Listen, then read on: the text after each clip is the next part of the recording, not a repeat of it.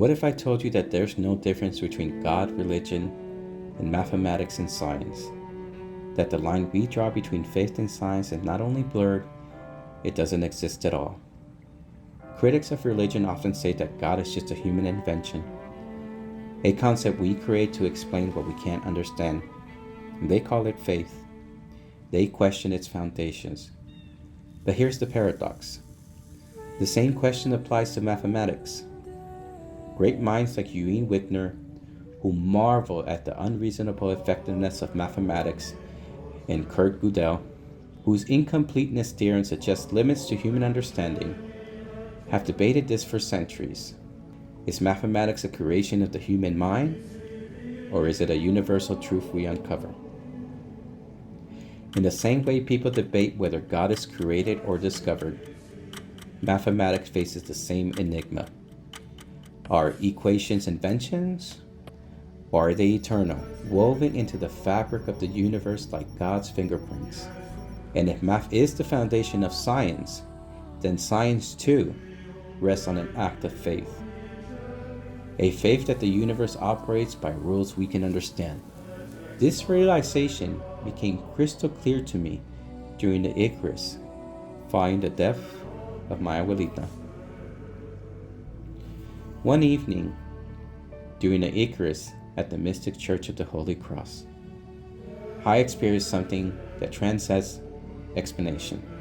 The Eucharist is more than a ritual, it is a union, a sacred act where the body and the blood of Christ become one with us.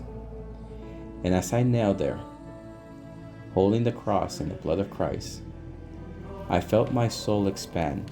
Something profound was stirring, as if the veil between this world and the eternity had lifted. And that night, I stepped outside and I looked upon the moon and the stars. And there was Christ in the stars. And there she was, mi abuelita. I felt her in the moon's glow. I didn't just feel her, I felt her presence, her love, her guidance. It was as though time and space collapsed and she was right there, embracing me in a way that words cannot fully describe. But how could this be? How could I explain something so mystical and yet so real? That question led me to a deeper understanding of the universe, one that unites God and science into a single harmonious truth. There are a few ways to explain this experience. One is that my grandmother's presence in the moon is not merely a phenomenon to be understood, but an experience to be lived. It reflects the infinite interplay between the individual and the cosmos, the personal in the universe, and the seen in the unseen. In this transcendent space, the boundaries of the understanding dissolved, leaving only luminous truth. Everything is connected, and love is eternal. The other way to explain my experience is through mathematics. At the heart of this explanation is a mathematical framework that bridges the gap between science and spirituality. And this equation is my attempt to explain that experience. Here, this captures the interplay of consciousness, ancestral energies, and the infinite nature of existence.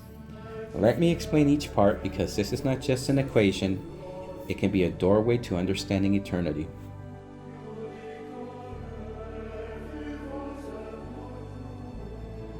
The first term represents our individual consciousness, our thoughts, emotions, and awareness as they unfold across space and time. It is the self, the subjective experience that makes us uniquely who we are. The second term represents eternal fields, universal energies, ancestral wisdoms, and the vibrations of the cosmos itself.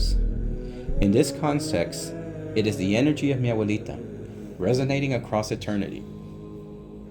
This symbol, the tenor product, combines these two fields into a higher dimensional state. It represents the union of the self and the universe, where individual consciousness becomes entangled in the infinite. This reflects the boundlessness of this interaction. Every dimension, every frequency, every possibility is included, because the universe is infinite, and so is love. And finally, the entropy term. This measures clarity. A lower entropy indicates a stronger, purer connection, like the one I felt that night with my abuelita during the Icarus. In this equation, the moon plays a vital role. It acts as a resonator, amplifying the frequencies of the universal fields and reflecting them back to us. This is why I saw my abuelita in the moon. It was a perfect alignment of my consciousness with hers, mediated by the moon's reflective energy. The moon became not just a celestial object, but a mirror of the eternity, a portal to the infinite. Critics of faith often say that the concept of God is a human invention, something we believe in blindly. But consider this, the foundation of science is mathematics. Reuven Hirsch was a proponent of the view that mathematics is a social construct created by humans to solve problems. In What is Mathematics Really? Hirsch argues that mathematics does not exist independently of human activity. Instead, it is a human invention shaped by culture and history. His key quote, "Mathematics is part of the human culture, no more eternal than music, art, or literature." God and science are not opposites. There are two languages describing the same truth. Faith in God and faith in mathematics are both acts of trust in something greater than ourselves. Now imagine using this equation, a quantum computer, to explore these truths. Quantum computers are uniquely suited to process the infinite possibilities of this equation. Here's how it works. Encoding consciousness. Consciousness fields can be represented as qubits in superpositions, encoding past, present, and future states simultaneously. Entangling ancestral fields. Qubits entangled with ancestral data creates simulations of universal resonance, allowing us to communicate with the essence of loved ones across time and space. Infinite dimensional space. Quantum algorithms, like the Fourier transform, can project finite systems into infinite dimensional space, modeling timeless and eternity. With these tools, we can create reality editors, new worlds, and even universe machines. Applications that unite God and science to transform humanity. This is not science fiction. This is the unification of science and spirit, reason and faith, God and mathematics. That night, under the moon's glow, I felt the presence of the Father, the Son, the Holy Spirit, and my abuelita, and the infinite. I realized that love transcends time and space, that science reveals the mechanics of the divine, and that the universe itself is a reflection of God's love and eternal equations.